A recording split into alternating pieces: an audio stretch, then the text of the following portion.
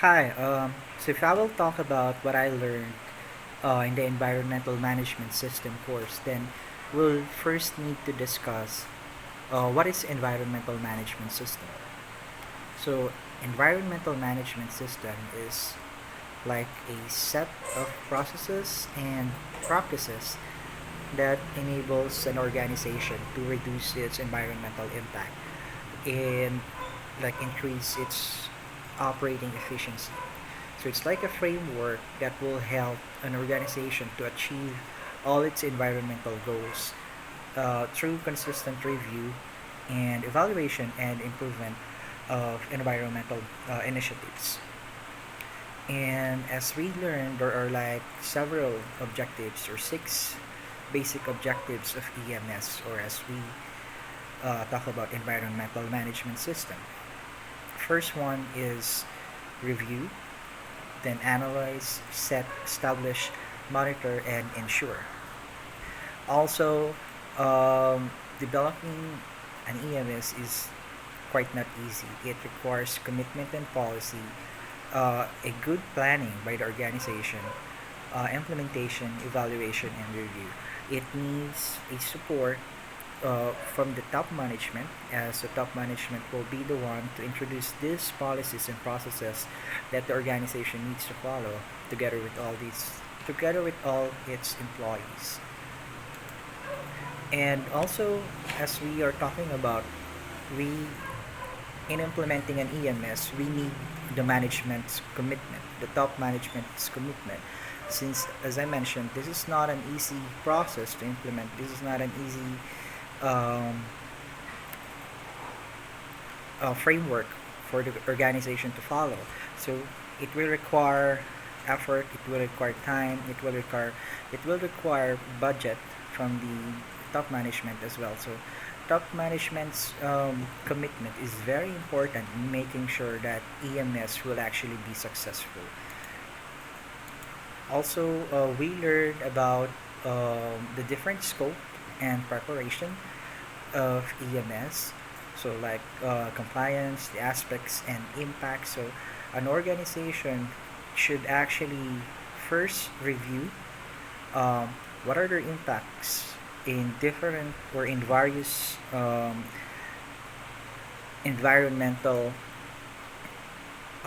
areas and together with the communities. So once the organization was able to identify those impacts that they have, then the organization should develop how they will reduce all these adverse or negative impacts that they have to the environment, like reducing their carbon footprint if they find out that what the organization emits as a whole is actually above the threshold of what the law requires or what is acceptable for the community.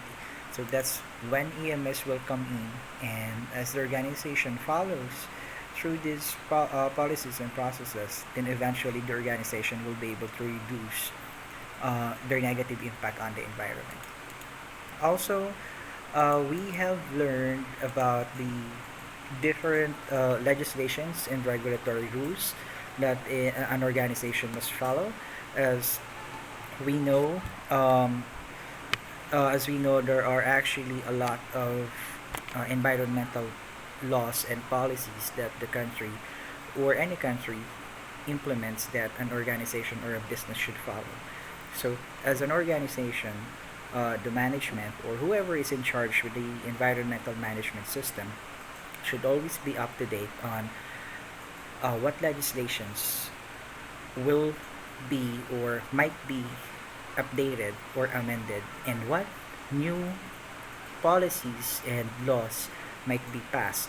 So, for the organization to be able to adapt and to follow these new rules and regulations or new laws that will be passed by the country or by the government. And by doing that, the organization will be able to avoid any unnecessary sanctions that may disrupt their business operations. Also, another topic that we discuss is like the policy development, and in this one we have like several categories or several um, factors and that an organization should consider whenever they are developing a policy like political aspect, economic aspect, social, technological, environment, and of course legal aspect. Um, what the company should do, for example, what the company should do on making sure that everything will be legal, that everything will be according to law, and that they will be able to avoid um, actually violating these rules and regulations, these environmental rules and regulations. Also, we have the objectives and targets. Um, uh, Here we identified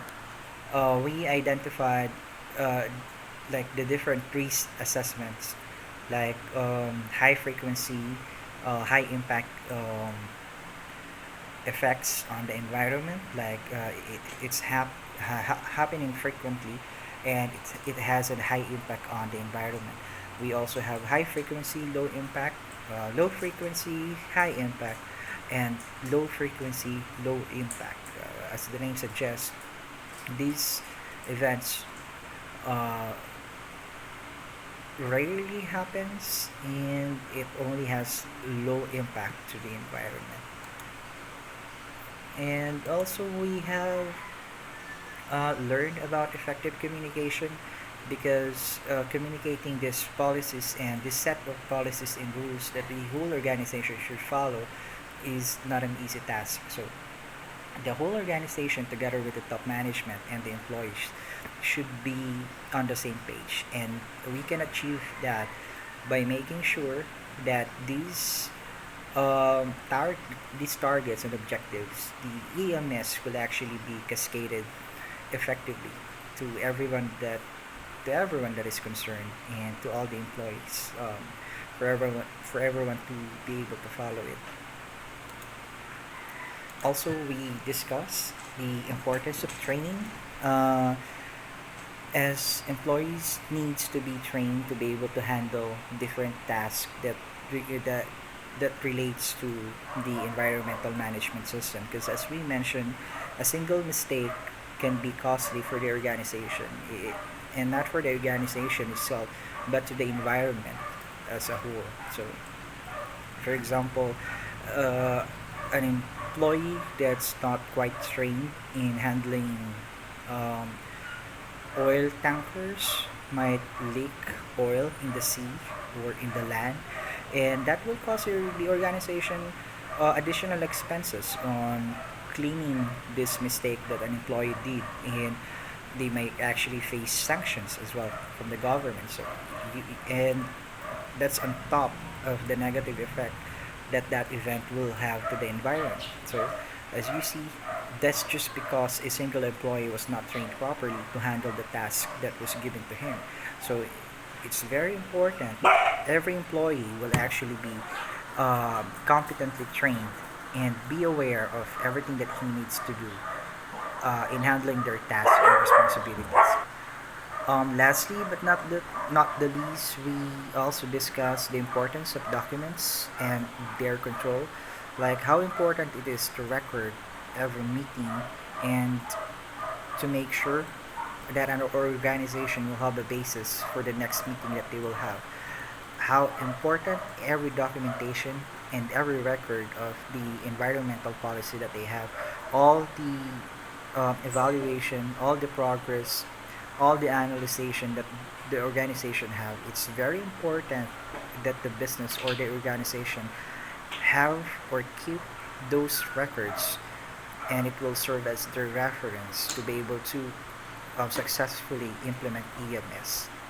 So that will be all, and thank you.